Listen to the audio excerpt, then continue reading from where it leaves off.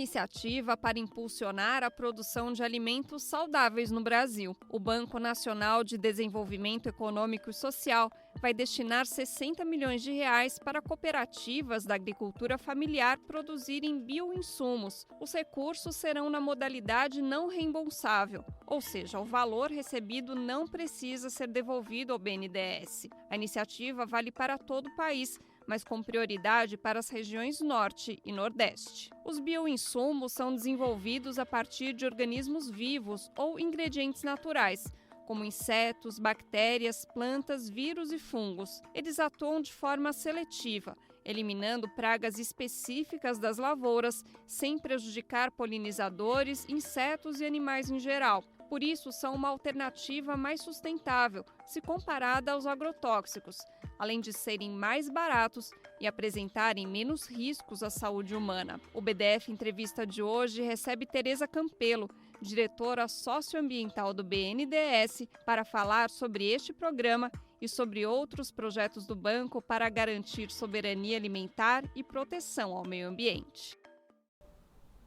Olá, eu sou Raquel Setz, esse é o BDF Entrevista e hoje a gente recebe uma convidada muito especial, Tereza Campelo, que hoje é diretora socioeconômica do socioambiental do BNDES, mas ela tem um longo currículo, ela foi também ministra do Desenvolvimento Social e quando o Brasil saiu do mapa da fome pela primeira vez lá em 2014, foi ela que foi receber o título em nome do país lá na ONU. Tereza, muito obrigada pela sua participação aqui no BDF Entrevista. Obrigado vocês pelo convite, cumprimentar você, Raquel, cumprimentar todos aqui que acompanham o Brasil de Fato, entrevista. É uma alegria estar aqui, principalmente para falar de uma agenda tão importante e tão estratégica. Bora lá então falar de bioinsumos. Como que nasceu essa ideia, do BNDES financiar os bioinsumos e qual que é a importância dessa política? Olha, nós estamos nos organizando para... Primeiro vamos falar por que tem recurso não reembolsável, né? A gente pegou um pedaço dos recursos do BNDES, né, do nosso lucro, e estamos destinando ele para algumas ações estratégicas. Por exemplo, restauro florestal, por exemplo, agricultura familiar, né, o BNDES periferias. Então, organizamos, né, por orientação da nossa diretoria, do presidente Mercadante, casar com políticas públicas, mas direcionada para algumas ações que são estratégicas e que terão impacto no desenvolvimento do país. Uma dessas ações é exatamente o que a gente está chamando de agricultura do futuro, né? Não tem como falar de agricultura sustentável sem falar de bioinsumos. É impossível pensar na transição de dos sistemas que existem hoje, né, para sistemas alimentares saudáveis e sustentáveis, que é uma exigência do país, sem falar de bioinsumos. E nós queremos viabilizar que esses bioinsumos são muito mais saudáveis, muito mais sustentáveis, cheguem para aqueles que produzem comida de verdade no Brasil, que é a agricultura familiar. Então, assim, estamos considerando essa agenda como uma agenda muito importante, muito estratégica, e ela surgiu do diálogo com a agricultura familiar, com os vários movimentos ligados à agricultura familiar. Então, assim, estamos trazendo, eu diria, um primeiro passo disso que nós vamos chamar do BNDES Agricultura do Futuro, né, que é o BNDES Bioinsumos. Eu chamo de primeiro passo porque assim, nós queremos avançar nessa agenda, mas estamos ainda aprendendo, né? É um projeto absolutamente inovador, né? Pegar 60 milhões, que é um volume importante de recursos, né? E estamos abrindo, né, essa chamada, receberemos projetos, a partir daí analisar, mas garantir que a gente possa investir e ofertar essa oportunidade para a agricultura familiar e camponesa no Brasil. Deixa eu só colocar uma questão que talvez antes da gente continuar só falando de bioinsumos, que eu acho que tem a ver com a agenda de clima.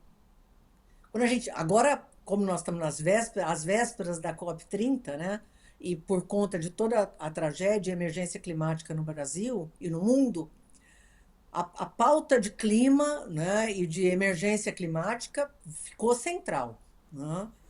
E toda vez que a gente fala de clima, as pessoas começam a falar de transição energética, começam a falar como diminuir os combustíveis fósseis e ter mais energia renovável. E só se fala disso, e só se fala de carbono.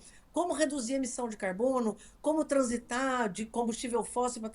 E, na verdade, não, nós não vamos garantir uma nova agenda estratégica para que o mundo possa enfrentar essa emergência climática se a gente não colocar a transição para sistemas alimentares sustentáveis no centro dessa pauta também. Não é só energia, né? A transição para sistemas alimentares saudáveis e sustentáveis que emitam menos, mas que também nos garantam maior saúde para o planeta, maior saúde para a população, mas também para os animais, para as plantas, para os rios, para as águas, é fundamental. E bioinsumos está no coração dessa agenda, portanto, também está no coração da agenda de clima.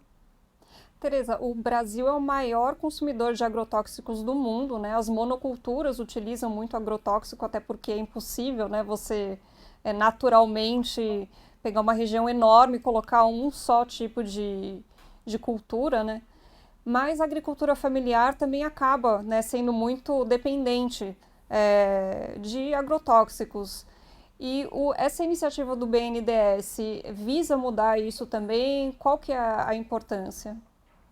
Com certeza. Olha só, não só o Brasil tem esse uso extensivo e crescente, né, porque a produção no Brasil também é crescente de agroquímicos, como e fertilizantes, agrotóxicos, né, porque uma dependência de produção química enorme, como isso é basicamente importado, né? Então, além da questão da segurança alimentar, né, portanto, produzir de forma mais saudável e sustentável, nós também estamos falando de soberania alimentar, porque o Brasil, qualquer fragilidade internacional, como foi o caso da pandemia, né, para usar um exemplo, onde nós tivemos quebra dos fluxos internacionais e, portanto, tivemos um problema de interrupção de fluxos, né, de produtos que a gente dependia, né, mas agora com a guerra da Ucrânia, que é um grande exportador de fertilizantes e de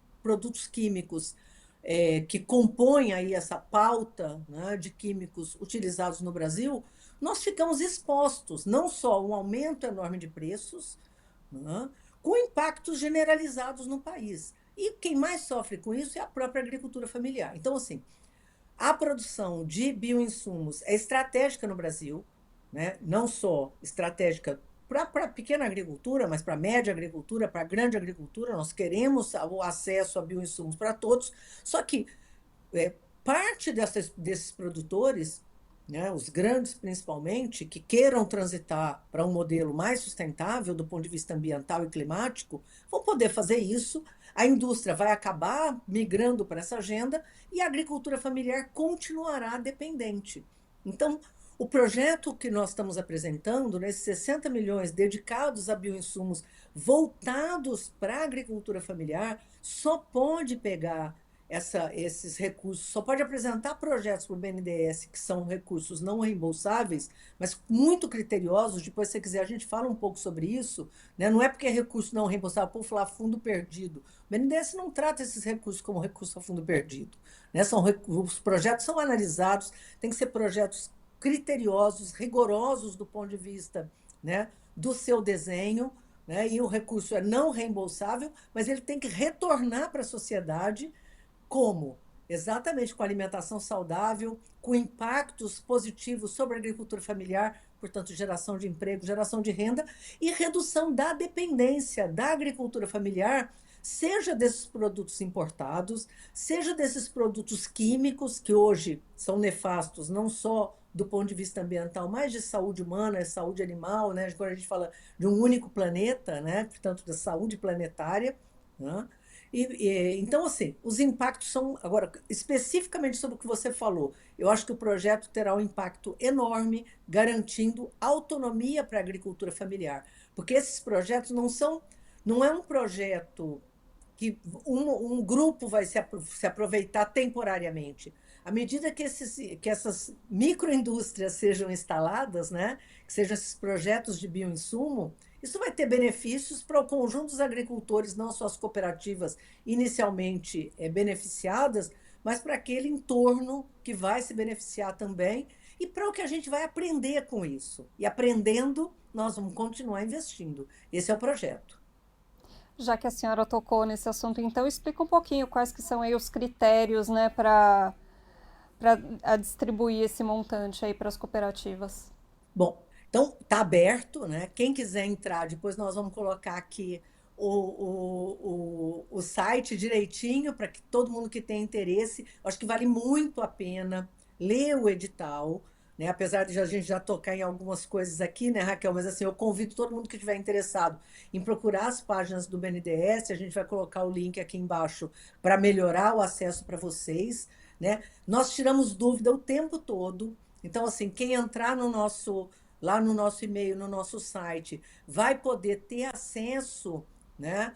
E fazer perguntas para a nossa equipe. Então, fiquem tranquilos, né? Aquilo que vocês tiverem de dúvida, perguntem. Nos interessa ter o maior número de projetos e os projetos mais qualificados, né? Para poder viabilizar que esses recursos tenham essa finalidade toda e esse impacto todo que nós projetamos, né? Só pode participar pessoas jurídicas de direito privado sem fins lucrativos, portanto, estamos falando de cooperativa, estamos falando de fundações, estamos falando de associações, de instituições ligadas à agricultura familiar, que possam estar se inscrevendo, mas sem fins lucrativos, que quanto mais se associarem, né, com instituições de pesquisa, que possam agregar informações melhor para que os projetos sejam bem desenvolvidos. Os projetos têm que, no mínimo, ter 5 milhões, né? Então, o valor mínimo é de 5 milhões. O BNDES entra com entre 50% e 90% do projeto, né? Então, os projetos, né, menores de 5 milhões, com cooperativas, né, poderão ir até a 90% com financiamento do BNDES e tem 10% que serão recursos ou da própria instituição ou captados com parceiros, né? Então, nós financiamos até, com esse recurso não reembolsável, até 90% do projeto, né? E os projetos são variados, porque quando a gente fala de bioinsumo, vou pegar minha cola aqui, quando a gente fala de bioinsumo, né, para a pessoa ter um pouco de ideia, né? Nós estamos falando, né? São projetos, esses bioinsumos, não pode ser qualquer bioinsumo, porque nós temos que estar colado com a política pública, portanto, aquilo que está aprovado pelo governo federal, né, como sendo tratado de bioinsumo. Eu acho que essa é uma agenda inicial ainda, vai crescer muito, então estamos começando com aquilo que é fundamental, né? Então, estamos falando, né, de macro ou micro-organismos com foco na unidade de produção de bioinsumos para uso próprio dessas cooperativas. O projeto é um projeto do BNDES com apoio técnico da Embrapa, né? Quem tem nos apoiado na Embrapa é justamente a unidade da Embrapa voltada para a agricultura familiar e camponesa, né? E as categorias de bioinsumo apoiados contemplam. Então, eu vou ler, tá, gente? Porque não é um conjunto de nomes técnicos, mas vocês se tranquilizem, porque a gente vai conseguir traduzir isso no nosso site, nós estamos fazendo um conjunto de webinars, né, e de treinamentos, né, e de oficinas para esclarecer e tirar todas as dúvidas, né? Então, quais são os bioinsumos que vão ser contemplados nesse nosso primeiro projeto? Inoculantes a partir de micro-organismos isolados, que são fungos e bactérias, bioestimulantes a partir de micro-organismos isolados, também, como eu disse, fungos e bactérias, micro-organismo para controle de pragas, né? Insetos para controle biológico de pragas, que já vem sendo usado pela nossa agricultura familiar, biofertilizantes produzidos a partir de biomassa vegetal, biofertilizantes compostos de farelados fermentados, biofertilizantes produzidos a partir de compostagem de resíduos orgânicos, né? Nós temos eu estava falando de ser colado com a política pública, porque tem todo um conjunto de orientações que o Ministério do Meio Ambiente vem dando, que o Ministério do Desenvolvimento Agrário vem também construindo, e, portanto, nós estamos aí dando um passo, acho que fundamental, nesse Programa Nacional de Redução de Uso de agrotóxicos que foi aprovado aí pelo Conselho Nacional de Agricultura Familiar e Camponesa, pelo nosso CONSEA, né, Conselho Nacional de Segurança Alimentar e Nutricional. Então, estamos tentando, mesmo sendo um projeto inicial, apesar de muito robusto, ele está aí, nós estamos tateando em como fortalecer essa agenda. Como a gente falou ali no início, o projeto ele vale para todo o Brasil, mas tem prioridade as regiões Norte e Nordeste. É por que justamente essas duas regiões? Olha só, nós temos cooperar. O que que a gente tem, o que a gente aprendeu nesses 2 anos e meio, né? Em cima também de toda a nossa experiência histórica. Muitos dos editais que o BNDES abriu ao longo desses 2 anos e meio, a gente observou que o Sul e o Sudeste, em especial, né, eles têm uma agricultura familiar muito mais organizada, com cooperativas fortes, muito preparadas, com uma experiência longa em várias frentes, inclusive em apresentar projetos e concorrer em editais, né, do setor público e de outros editais de projetos internacionais e assim por diante. Então, você tem uma parte da agricultura familiar no Brasil, né? Quando eu falo agricultura familiar, usando o termo genérico, mas nós estamos falando de extrativistas, nós estamos falando de assentados, nós estamos falando de ribeirinhos, né, quilombolas, estamos falando aí agricultura familiar, lato sensu, como estabelece a legislação. É, a agricultura, as cooperativas de agricultura familiar no Brasil, no Sul e no Sudeste, são muito resilientes, têm uma longa história de participação e têm muita facilidade para entrar no projeto. Quando elas entram num edital como esse nosso, né, numa chamada pública como a nossa, a tendência é que eles ganhem todas as vagas. Né? E essa agricultura familiar do Norte e do Nordeste é uma agricultura muito qualificada, mas ainda com associações e cooperativas não tão experientes nesse processo de construção e participação em editais e chamadas públicas. Então, nós não é uma chamada pública exclusiva para o Norte e Nordeste. Nós estamos dando uma pontuação um pouco maior quando a gente tiver a presença desses atores. Por quê? Porque eles têm menos experiência, porque os projetos, né, serão qualificados, mas virão com déficits históricos que se a gente comparar com os demais. Mas assim, o edital é aberto para o Brasil todo, mas nós achamos que valia muito a pena a gente fortalecer o Norte e o Nordeste para que eles cheguem no mesmo patamar que a gente tem no Sul e no Sudeste. Senão, 100% do projeto, essa é a nossa experiência, né? 100% do projeto será ganho por cooperativas do Sul e do Sudeste, em especial do Sul, diga-se de passagem. O governo Lula 3 tem um olhar assim mais atento, né, à agricultura familiar. A gente vê isso na volta do Programa de Aquisição de Alimentos, o Programa Nacional de Alimentação Escolar, o Plano Safra da agricultura familiar, né, que pela primeira vez isso está acontecendo. Qual que é a importância estratégica de se investir em agricultura familiar? Olha, eu acho que é até difícil falar, escolher 4, 5 vantagens. Eu acho que são muitas. Né? Primeiro, eu diria que a gente está falando de uma quantidade enorme de produtores.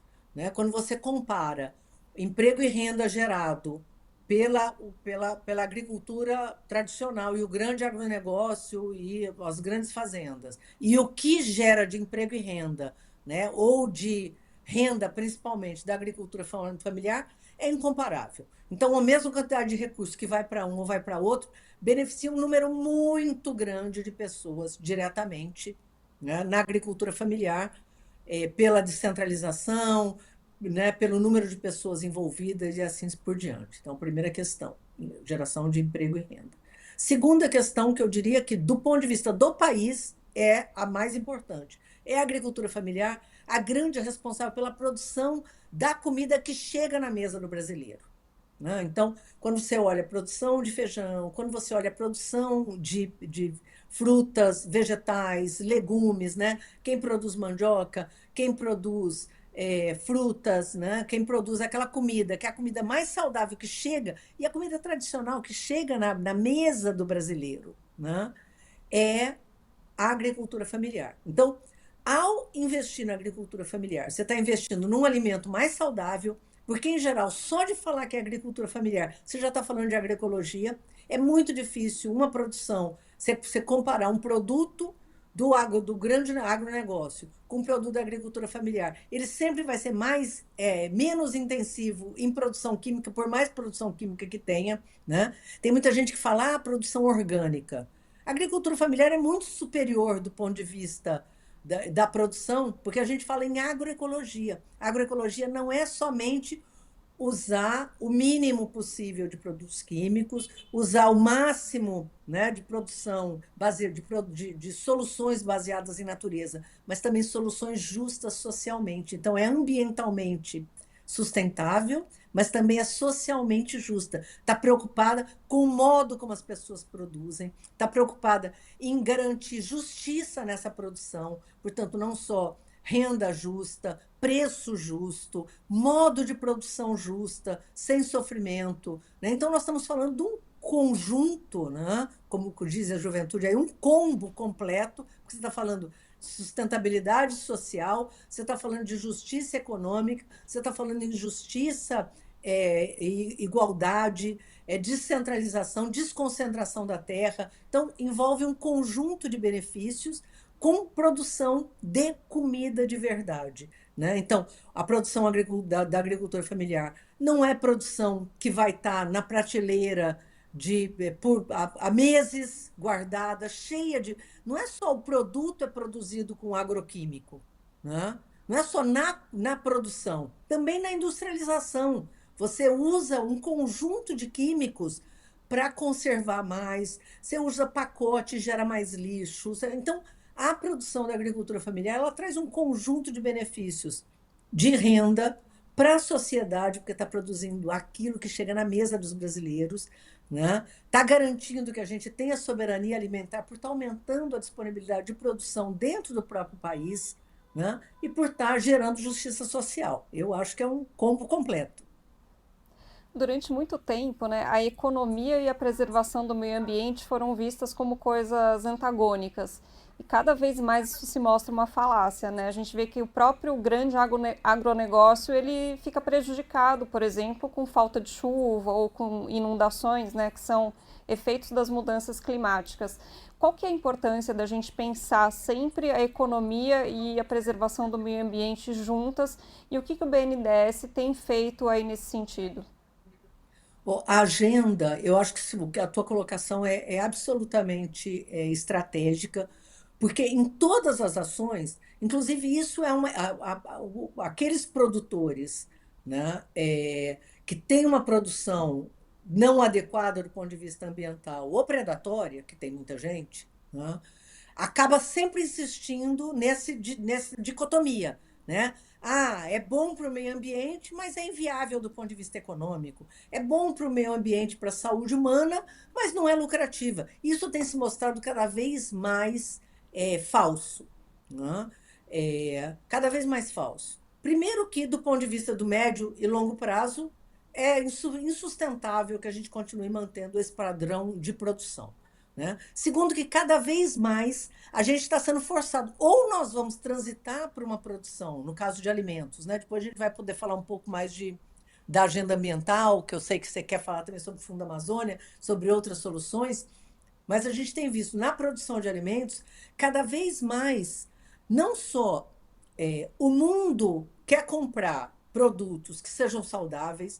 Então, uma parte grande dos produtores brasileiros que estão exportando estão preocupados em produzir com menos produto químico, estão preocupados em produzir derrubando menos a mata, estão preocupados em produzir, ou vão fazer isso naturalmente, ou serão levados a fazer isso no médio prazo. Por quê? Porque daqui a um tempo eles não vão encontrar mais mercado, né, fora do país para vender seus produtos de forma para aquele que é desmatador, aquele que está produzindo cheio de químico, não vai mais conseguir encontrar mercado. Bom, o que nós não podemos aceitar é que, então, a grande produção, ser saudável, né? Ou pelo menos sem essa quantidade bestial de produtos químicos, seja exportada e que fique para a população brasileira o pior produto, a pior carne, a carne que é desmatada, ou o produto que é a soja ou o milho que é contaminado. Né? Então, nós temos que exigir que essa transição não aconteça somente para quem vai exportar para a Europa, que já tem um nível de exigência superior, né? Não compra qualquer coisa. Né? Então, e outros países também que estão cada vez mais exigentes, portanto, essa transição acontecerá, né? Para o bem ou para o mal.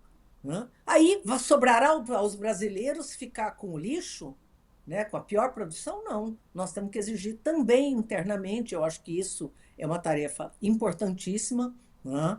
Que essa transição aconteça de forma mais rápida. Por isso que eu estou dizendo, a agenda de uma agricultura do futuro, que é uma agenda que passa por bioinsumo, ela terá que ser ofertada para grande, médio e pequeno.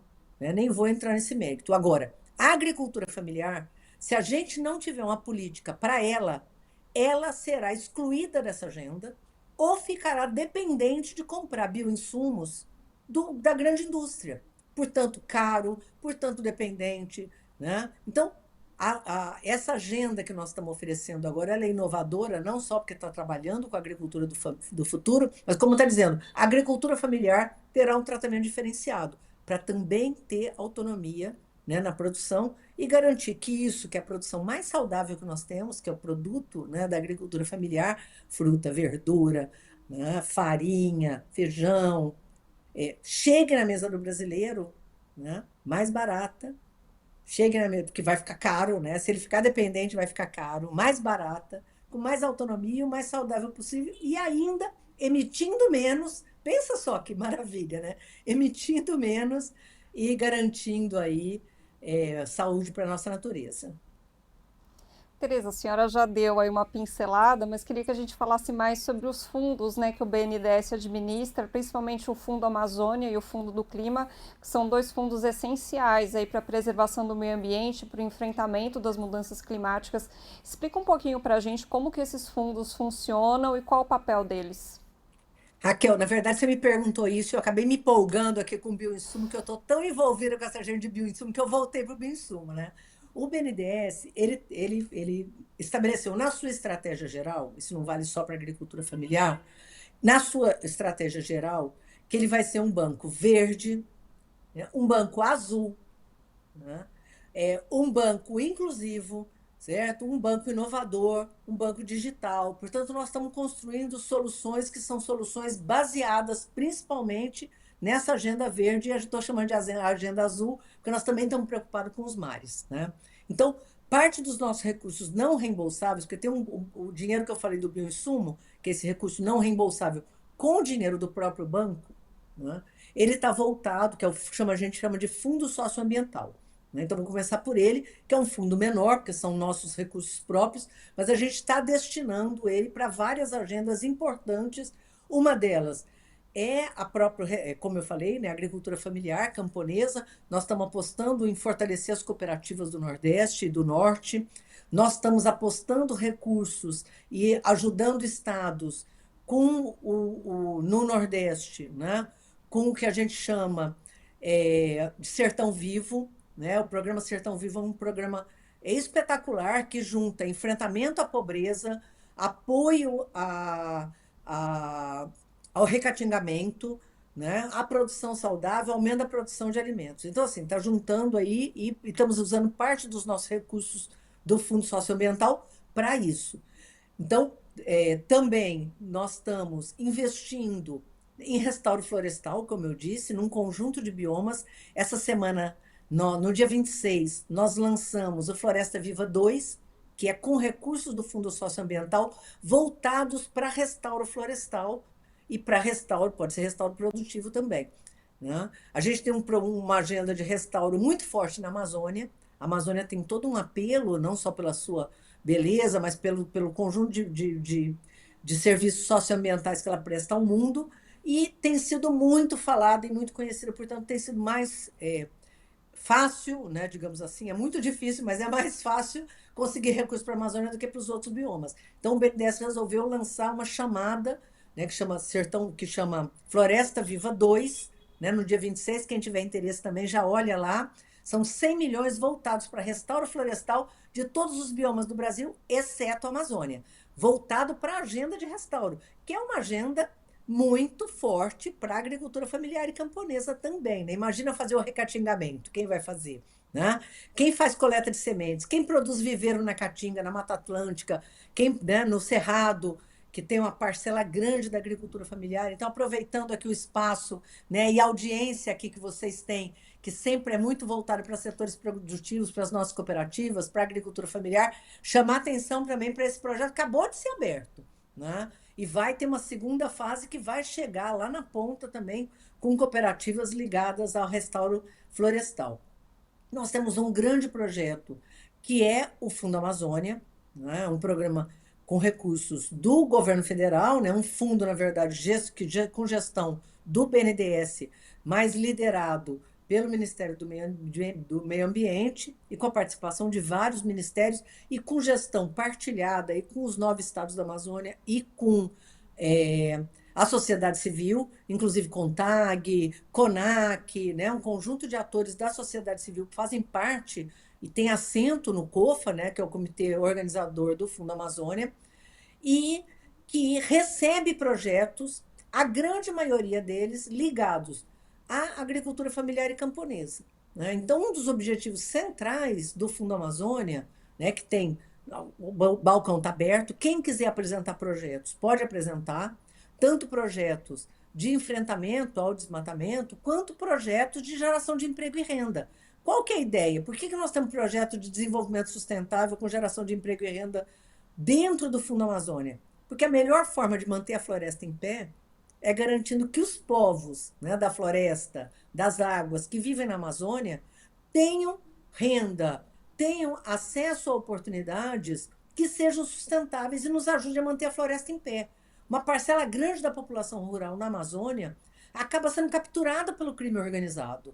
Por quê? Porque é uma população pobre, está lá com um conjunto de dificuldades, não quer ser um agente desmatador, muito menos um agente criminoso, não quer roubar madeira, não quer atuar com mineração em terra indígena, mas sem alternativa acaba sendo capturado pelo crime organizado. Bom, qual é a melhor forma de enfrentar essa agenda? Afora comando e controle, exercício do poder de polícia, enfrentamento a esse crime que hoje não é mais só aquela grilagem que a gente tinha na década de 90, no início dos anos 2000, não. Agora é o crime que tem grilagem associada a narcotráfico, associado a roubo de ouro, associado a roubo de um conjunto de minerais, roubo da nossa biodiversidade, é uma tragédia.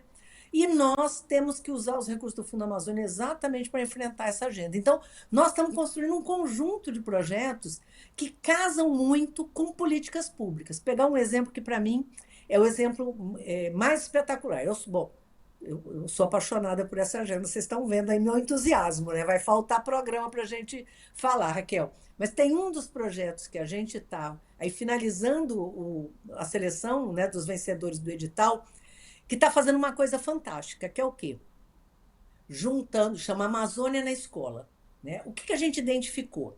A gente identificou que na Amazônia, né, que é uma região onde a gente tem um número enorme de crianças na escola, né? Mais de 7 milhões de crianças em escolas públicas nos 9 estados da Amazônia, um número gigantesco.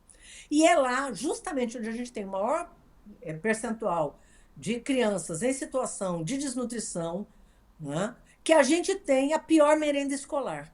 Né? Então, apesar de a gente ter o PNAE, né, que é o Programa Nacional de Alimentação Escolar, que permite o uso de recursos do governo federal, até 30%, no mínimo 30% dos recursos do governo federal para alimentação escolar tem que ser comprado da agricultura familiar e camponesa, né? Apesar disso, as escolas não conseguem comprar.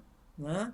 Então, as escolas não conseguem comprar porque tem dificuldade em comprar, né? Não sabem comprar, não foram treinadas para isso. Tem escola que nem tem, mesmo comprando, não consegue, não tem uma cozinha adequada para produzir. Então é muito mais fácil comprar macarrão instantâneo, muito mais fácil comprar biscoito, comprar suco de caixinha do que, imagina, comprar farinha, comprar um pescado, né? Comprar frutos da Amazônia, garantir, inclusive, culturalmente que essas crianças não só comam de forma adequada, mas mantenham sua cultura e sua tradição, né? Então, as escolas não conseguiam comprar e muitas vezes a agricultura familiar não conseguia vender. Porque você não pode vender para a escola. Num mês você tem fruta, no outro mês você não tem. Então, a escola ela tem que ter regularidade de oferta, né? Porque a criança come durante todo o período. Ah, um mês tem milho, no outro mês não tem. Um mês tem açaí, no outro não tem. Então tem que ter regularidade. Essas estruturas da agricultura familiar também têm que estar preparadas, né? Tem que ter equipamento, tem que estar organizadas em cooperativas, tem que ter gestão, tem que saber tirar uma nota fiscal, senão ela não consegue vender. Então, nós estamos usando os recursos do Fundo Amazônia para ajudar a construir, do lado da agricultura familiar, né? Indígena, quilombola, extrativista, ribeirinhos, silvicultores e assim por diante. Melhorar a sua forma de produzir. Tem uns que precisam de melhorar a gestão, tem outros que nem têm um refrigerador para guardar a sua produção, tem outros que precisam do entreposto, né? Então, tudo isso a gente está diagnosticando, esse é o projeto, para ajudar, de um lado, a melhorar a oferta e, de outro lado, garantir que essa demanda aconteça. Esse casamento, né, é o Amazônia na Escola. Então, nós estamos ofertando, ainda num projeto piloto, né? O projeto piloto, eu falei que tinha mais de 7 milhões de alunos. É um projeto piloto no padrão Luiz Inácio Lula da Silva, né? Então, a gente pode chegar a mais de 1 milhão de crianças nessa primeira fase e queremos que dê certo exatamente para poder lançar a segunda fase e universalizar esse projeto. Então, assim, projetos como esse dão conta de que a gente está direcionando o Fundo Amazônia para ter escala, né? Para ter impacto efetivo, com estratégias que garantam que a gente consiga, de um lado, o objetivo do Fundo Amazônia, né, que é manter a floresta em pé, mas fazer isso gerando renda para a nossa população, gerando dignidade, gerando soluções baseadas em natureza, e nesse caso do Amazônia na Escola, né, também o conjunto completo. Né? Você fortalece a agricultura familiar, melhora a política pública e garante comida de qualidade, comida de verdade para a criança. Imagina, é difícil pensar numa coisa mais casada. Né? E aí tem o Fundo Clima. O Fundo Clima, ao contrário do Fundo Socioambiental, que eu comentei, que é dinheiro do BNDES mesmo, que nós estamos destinando para alguns projetos. E do Fundo Amazônia, que são recursos de doação internacional e que a gente tem destinado para projetos estratégicos nessas frentes que eu comentei, que é comando e controle, né? Para impedir o crime organizado, geração de emprego e renda, restauro florestal, né? Então, tem um conjunto de soluções possíveis, inclusive inovação tecnológica e tudo mais. O fundo, ao contrário desses dois fundos que eu comentei, o Fundo Clima é um fundo reembolsável. Né? Então, ele é um recurso com uma taxa de juros menor. Né? No caso, por exemplo, de restauro florestal, a taxa de juros é 1% ao ano, mas ele é um recurso para ser pago. Então, os projetos são de um valor maior e ele é um recurso retornável. Então, ele entra nas linhas de crédito tradicionais. Mas, como eu estava dizendo, o Brasil ele tem uma tradição, né, gigantesca, tanto na construção de soluções inovadoras na área ambiental. Né? Não é à toa que o Brasil é pioneiro na agenda eu faço assim, aparece um sinalzinho aqui de ok. O Brasil é pioneiro na agenda de biocombustíveis, por exemplo. Né? Então, assim, o Brasil não é só agricultura familiar camponesa, soluções, a gente manteve a floresta em pé, nós estamos tendo essa iniciativa gigantesca na área de restauro florestal, né? Nós temos um conjunto de soluções, mas também nós temos, estamos à frente de um conjunto de agendas inovadoras há muito tempo. Vou pegar a agenda de biocombustíveis, nós somos o segundo produtor de etanol no mundo, nós somos o quarto produtor de biocombustíveis no mundo, né? Nós somos pioneiros na produção de energias renováveis, né? Com eólica, com solar. Estamos tomando a frente aí para que a gente possa ofertar também biocombustíveis de aviação. Né? Então, o Fundo Clima ele é voltado para um conjunto de soluções, né? Independente do porte, do tamanho, porque uma parte dessas soluções pode também estar vinculada à agricultura familiar e camponesa, óbvio, né? Que é um foco mais da nossa discussão aqui hoje. mas ele é uma agenda reembolsável. Então, nós estamos abertos a receber projetos de bioinsumo, por exemplo, né? Retornáveis dentro do Fundo Clima. Né? Agora, para a agricultura familiar, nós estamos abrindo essa frente aí estratégica com recursos do não reembolsáveis do próprio BNDES. Tereza, nosso tempo está chegando ao fim, mas eu queria fazer uma última pergunta, porque a nossa conversa toda ela girou bastante em torno da alimentação, né? E eu queria que a senhora comentasse um pouquinho a importância da soberania alimentar, né, do Brasil ser um país soberano nesse sentido, pensando nesse contexto internacional de tarifaço, pensando na emergência climática, né, nesse momento complicado aí que a gente está vivendo no mundo. Olha, as pessoas, quando a gente fala em soberania, né, assim, não ligada à agenda política específica, né, mas à agenda política indireta, né, as pessoas geralmente falavam em soberania energética. Então, esse era grande debate na década de 70, de 80, né, mesmo nos anos 90, que era, como, inclusive a agenda de biocombustíveis que eu comentei aqui, ela surge por conta disso. O Brasil tem que ter autonomia e soberania energética. Imagina um país totalmente dependente de importação de combustíveis, se a gente tiver um problema gravíssimo, como nós tivemos, né, lá na década de 70, em outras ocasiões, com um aumento gigantesco do preço de combustíveis, o impacto no país é enorme. Né? Mais ainda num país tão dependente, né, das rodovias, né, de caminhões e tudo mais para transporte como é o Brasil. Então, assim, todo mundo falava em soberania energética.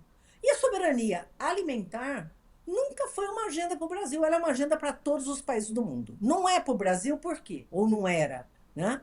Porque o Brasil, como é um grande produtor de alimentos, né, nunca se deu conta de que não poder, e como ele é um grande produtor de alimentos, e não tem restrições, né?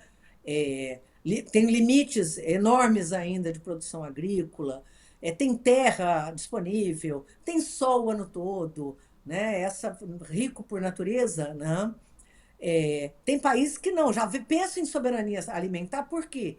Porque quase não tem terra, porque tem sol só uma parte do ano, então sabe que é dependente de outros países, né? Tem país que não tem carne, não tem proteína, depende totalmente de importação de outro país, né? E assim por diante. Então está pensando em soberania alimentar há muito tempo. E o Brasil, essa agenda, ela surgiu no Brasil já com o próprio governo Lula, assim, se universalizou, né? Se virou uma grande pauta, né? Soberania alimentar e nutricional, né? Passou a ser uma grande agenda que não é só alimentar, é nutricional também. Passou a ser uma grande agenda para o país, pautado pela gente, não só pela agenda da fome, mas pelo risco do Brasil ficar sujeito a só exportar seus alimentos ou só ter plantation. Vou falar, nós temos muita produção, somos o maior produtor de alimentos do mundo, o maior produtor de soja, de milho, né? Na verdade, o que a gente tem que pensar é produzir arroz, produzir feijão, produzir cenoura, produzir fruta, verdura,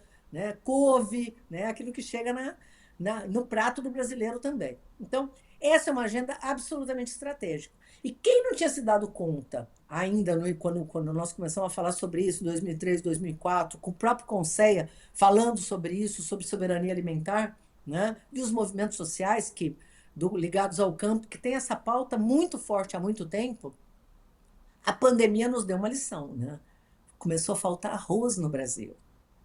E olha só, como a gente estava na tragédia do Bolsonaro, né? Que era uma dupla tragédia, como a gente diz, porque tinha a pandemia e tinha o pandemônio, certo? Então, a maior parte dos países que tem no arroz um produto estratégico e fundamental, como é o caso do Brasil, outros países, como é a China, como é Vietnã, o que eles passaram a fazer?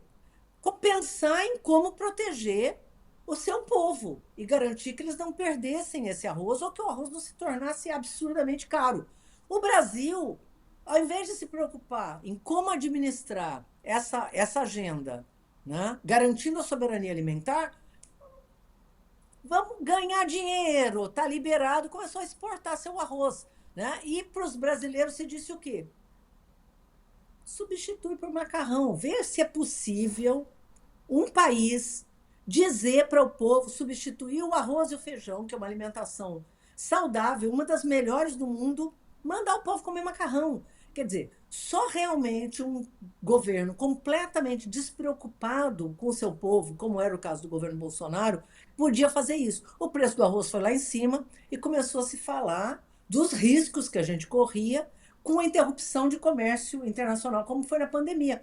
Nós estamos sujeitos a que isso aconteça a qualquer momento. Então, estar preparado para isso significa não só ter os produtos estratégicos para garantir a soberania alimentar e nutricional, porque o arroz e o feijão é soberania nutricional, né? Que é aquele casamento que junta aí. Quando você pensa no arroz e feijão, ele já puxa um chuchu, já puxa uma carninha, um franguinho, um peixinho, já, quer dizer, você não, né? Então, ele mesmo já é um prato que te desperta para a biodiversidade, né? Para a diversidade alimentar e não para a monotonia alimentar. Quando você pensa, vou comer um macarrão instantâneo, você já pensa num molho e ponto, né? Então, quer dizer, já pensa para isso que a gente chama de monotonia alimentar. Então, quando a gente fala de soberania alimentar, a gente está falando, e nutricional, né? Nós estamos falando de uma das agendas mais estratégicas que o mundo vai ter no próximo período, sujeito às pandemias, sujeito a crises como nós estamos vivendo agora, né? Esse absurdo do tarifaço do Trump, né? Que desorganiza o conjunto da nossa produção. Quer dizer, o mundo passou a conviver com incertezas totais. Portanto, cuidar do nosso país e do que come o nosso povo é fundamental. Então, assim, acho absolutamente fundamental que a gente possa discutir isso, falar com a população sobre essa agenda, né? Essa não é uma agenda da academia, essa não é uma agenda só de governo, essa é uma agenda que tem que estar na boca do povo. E no prato também. Tereza, principalmente no prato. Muito bem, Raquel. Tereza, muito obrigada pela sua participação. O papo foi ótimo. A gente poderia continuar bem mais tempo aqui conversando. Me chama de novo aí para a gente falar mais sobre o Fundo Amazônia, sobre outras alternativas. Estamos à disposição. Obrigada. Esse foi o BDF Entrevista. O programa vai ao ar de segunda a sexta, às 7 da noite, no YouTube do Brasil de Fato e na Rede TVT. Também dá para ouvir o BDF Entrevista na Rádio Brasil de Fato, que é 98.9 FM, só que por lá é um pouquinho mais tarde, às 9 da noite. Até a próxima, tchau!